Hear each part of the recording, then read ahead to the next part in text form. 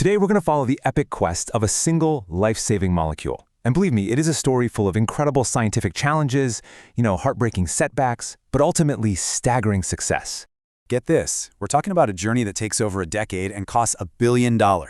All of that just to take one tiny chemical compound from being an idea on a computer and turn it into a medicine that can actually change lives. The odds of success? They are astronomically, almost impossibly low. But this entire massive undertaking, it all begins with one really fundamental question. How in the world do you fight an enemy you can't even see?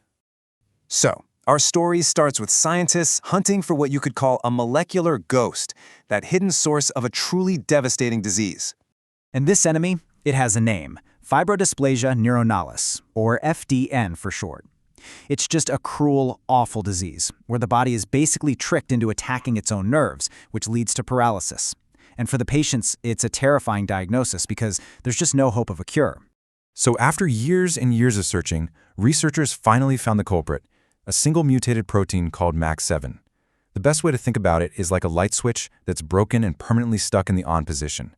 It's just constantly, relentlessly telling the body to attack itself. So the mission became crystal clear. Find a way to turn that switch off. And that brings us to the next phase. If that rogue protein is a lock, well, scientists now need to forge the absolute perfect key. This is a search that's going to start with millions of possibilities and somehow end with just one. So to find that key, researchers started by screening over 3 million different chemical compounds. Just let that number sink in.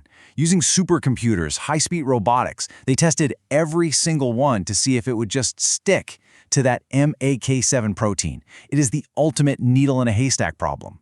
But here's the thing. Even when they found a few compounds that kinda worked, what they call a hit, it was just the very, very beginning. As one of the lead chemists, Dr. Julian Park, put it, the first molecule they found was like a blunt rock. Yeah, it sort of worked, but it was clumsy, it was inefficient, it was toxic, it wasn't a drug, not even close. See, to become a real medicine, that molecule has to be sculpted to work perfectly inside the incredibly complex human body. It has to pass these 4 crucial tests, known as ADME. It has to be absorbed into your blood, distributed to the exact right spot. It has to avoid being destroyed by your body's metabolism, and finally, it needs to be excreted safely. It's a brutal obstacle course. For 18 excruciating months, medicinal chemists tweaked and reshaped and chiseled away at that blunt rock. They created hundreds of different versions. 891 of them failed. But then, on the 892nd try, they had it. A molecule, now named ATH-892, that was potent, stable, and finally ready for the next stage. But look, making a promising molecule in a lab is one thing. Proving it's safe and that it actually works in people, that is a whole different universe of challenges. So welcome to the crucible of clinical trials. The path to getting a drug approved is just this long, grueling road. It always starts with preclinical testing in cells and animals. Then it moves into 3 totally distinct phases in humans. Phase 1, just to make sure it's safe. Phase 2, to see if it even works at all.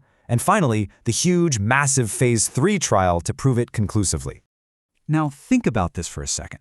By the time ATH-92 was even ready to be tested in a single human being, the company had already spent 5 years and $200 million. It's an absolutely incredible gamble, all riding on one single molecule. And this is where the science meets humanity. This is the moment where all that data, all that chemistry, has to translate into a real, tangible impact for actual patients. This is Leo. He was an architectural student whose hands had started to tremble so badly he couldn't even draw anymore.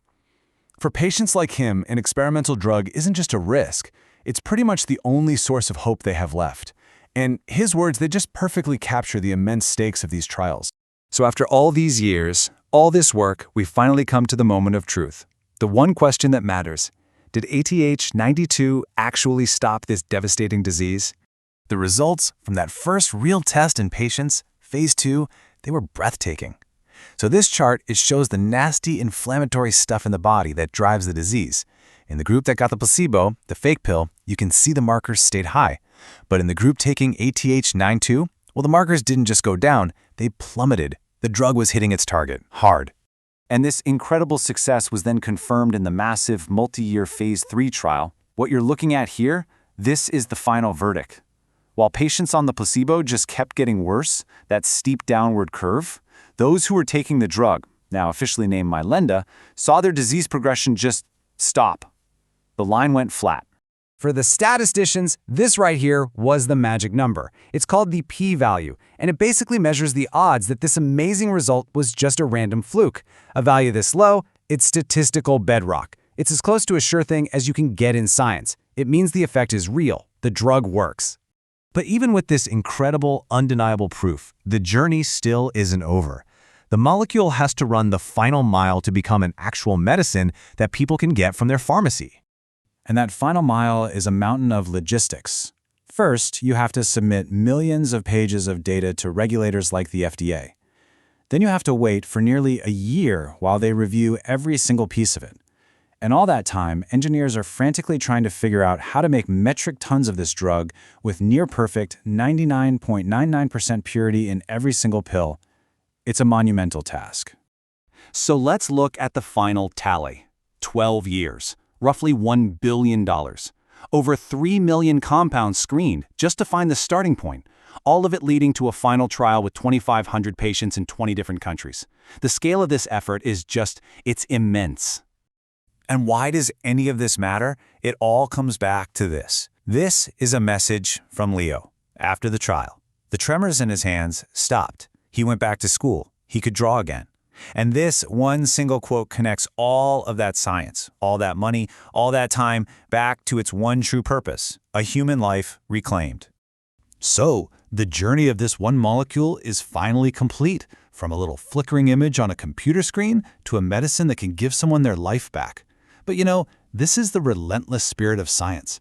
The very moment one battle is won, the researchers are already looking toward the horizon for the next invisible enemy, asking, which ghost should we hunt next? Please like and subscribe.